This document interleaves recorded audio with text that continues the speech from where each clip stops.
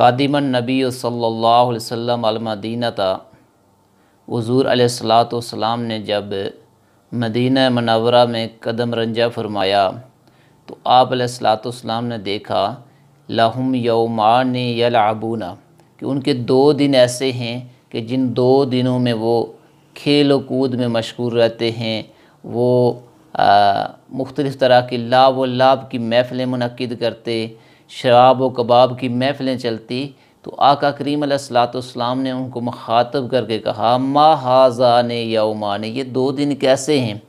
تو قالوا، وہ کہنے لگے کننا نلعب فیہما فی الجاہلیت،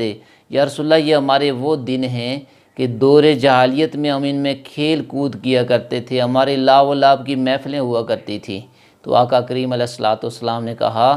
قد ابدلکم اللہ بہما خیرا منہما یوم الفطر و یوم الاضحیٰ۔ حضور علیہ الصلوۃ والسلام نے انہیں سمجھایا کہ اب اللہ نے ان 2 لاو و لعب کے دنوں کو تمہارے لیے خیر میں بدل دیا ہے، تمہارے لیے بھلائی میں بدل دیا ہے، اور یہ بھلائی کے دن یوم فطر ہیں اور یوم الاضحیٰ ہیں، یعنی جو 1 شوال کو عید کا دن آتا ہے اور پھر ذی الحجہ کی 10 تاریخ کو یوم اضحیٰ جو آتا ہے۔ فرمایا اللہ نے اب یہ تمہارے لیے بھلائی کے دن رکھ دیے ہیں۔ اب اس روایت سے معلوم ہوا کہ عید کے دن لاو و لعب کرنا،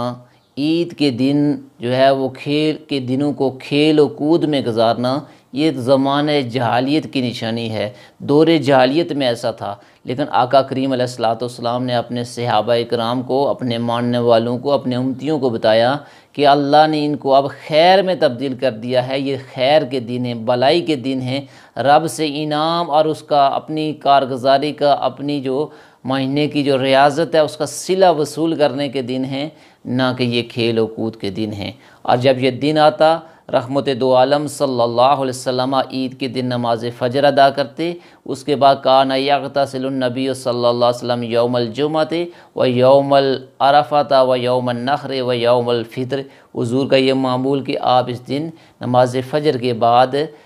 غسل فرمایا کرتے، اور غسل کرنے کے بعد آقا کریم علیہ الصلوۃ والسلام مسجد عیدگاہ کی طرف تشریف لے جاتے، اور حضور علیہ الصلوۃ والسلام کا یہ معمول تھا کہ آپ فجر کی نماز کے بعد جب تک عید کی نماز نہ پڑھا لیتے، نہ گھر میں نفل ادا کرتے، نہ عیدگاہ میں ادا کرتے، بلکہ عید کی نماز پڑھانے کے بعد جب واپس گھر آتے تو گھر میں آ کر صلی رکعتین آقا کریم علیہ الصلوۃ والسلام 2 رکعت نفل شکرانے کے ادا کرتے۔ تو عید کے دن جہاں عید کی نماز پڑھنا واجب ہے، وہاں حضور نبی رحمت صلی اللہ علیہ وسلم کی یہ بھی سنت ہے کہ واپس آ کر گھر میں 2 رکعت شکرانے کے ادا کیے جائیں کہ اللہ رب العزت نے ہمیں رمضان جیسی عظیم مہینے کی عبادات کرنے کی توفیق دی، اور پھر عید الفطر کا دن اس کے صلے کے طور پہ دیا، اور وہ بھی ہمیں ادا کرنے کی توفیق دی، جس کا شکر ادا کیا جائے۔ اور پھر حضور نبی رحمت صلی اللہ علیہ وسلم جب عید کے لیے نکلتے تو آپ عید الفطر کا دن ہوتا تو روایات کے اندر آتا ہے تا کھجوریں کھا کر جاتے، اور اگر عید الاضحیٰ کا دن ہوتا تو بغیر کوئی چیز کھائے عید پڑھانے کے لیے جاتے۔ تو اب اس میں ہمارے لیے سنت یہ ہے کہ ہم عید کے دن کوئی چیز کھا کے جائیں، عید الفطر کے دن کھجوریں میسر ہیں تو وہ تا تعداد میں کھا کے جائیں، نہیں تو کوئی میٹھی چیز کھا کے جائیں، تاکہ آقا کریم علیہ الصلوۃ والسلام کی سنت پہ عمل پیرا ہونے کا ثواب مل جائے۔ اور پھر حضور علیہ الصلوۃ والسلام جب عید پڑھانے کے لیے جاتے، عیدگاہ کی طرف جاتے، تو کانا یخرج الی العید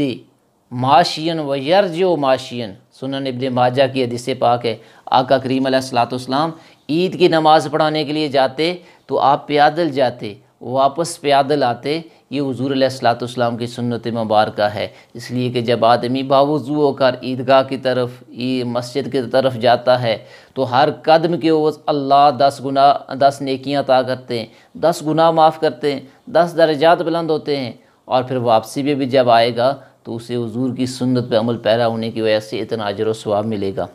پھر حضور نبی رحمت صلی اللہ علیہ وآلہ وسلم کا یہ بھی معمول تھا کہ جب آپ عید پڑھانے کے لیے جاتے تو جاتے ہوئے ایک راستے سے جاتے اور واپسی پہ دوسرا راستہ اختیار کرتے۔ اذا کان یوم العید خالف الطریق، حضور نبی رحمت صلی اللہ علیہ وسلم جب عید کا دن ہوتا تو راستہ بدل کر جاتے۔ اب اس کی بے شمار حکمتیں ہیں کہ حضور نبی رحمت صلی اللہ علیہ وسلم نے راستے کیوں تبدیل کیے۔ اس لیے کہ عید کی تکبیر کہتے ہوئے آدمی عیدگاہ جاتا ہے، عید کی تکبیر کہتے ہوئے واپس آتا ہے، تاکہ دونوں راستے اس آدمی کے لیے گواہ بن جائیں کہ یہ اللہ کی پاکیزگی بیان کر رہا تھا۔ دونوں راستوں کے ارد گرد میں رہنے والے جن و انس اس کی عبادت گزار ہونے کے گواہ بن جائیں۔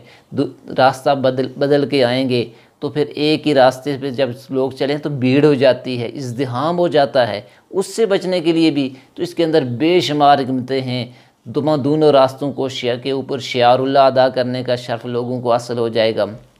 تو یہ حضور نبی رحمت صلی اللہ علیہ وسلم کی سنت مبارکہ ہے کہ آپ راستہ تبدیل کر کے جاتے۔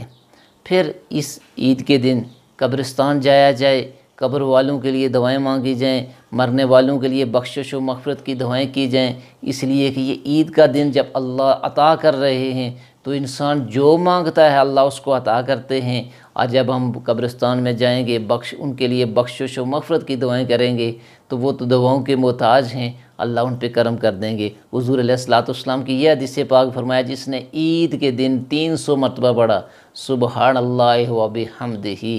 اور پھر اس کا ثواب مرنے والوں کی روح کو اصال کیا، تو جتنے لوگوں کو وہ اصال ثواب کرے گا یہ کلمات پڑھ کے، فرمایا ہر ایک کی قبر میں میرا اللہ 1000 انوار کو 1000 نور کو داخل کرے گا۔ اب جتنے کے لیے اس نے دعا مانگی ہر ایک کی قبر میں 1000 نور داخل ہوگا۔ اور پھر فرمایا جب وہ آدمی مرے گا جس نے یہ پڑھا تھا اور مرنے والوں کے لیے اصال ثواب کیا تھا، تو جتنے کے لیے اس نے اصال ثواب کیا تھا ہر ایک کی 1000 کے حساب سے اس کے قبر میں نور داخل ہوگا۔ تو یہ جہاں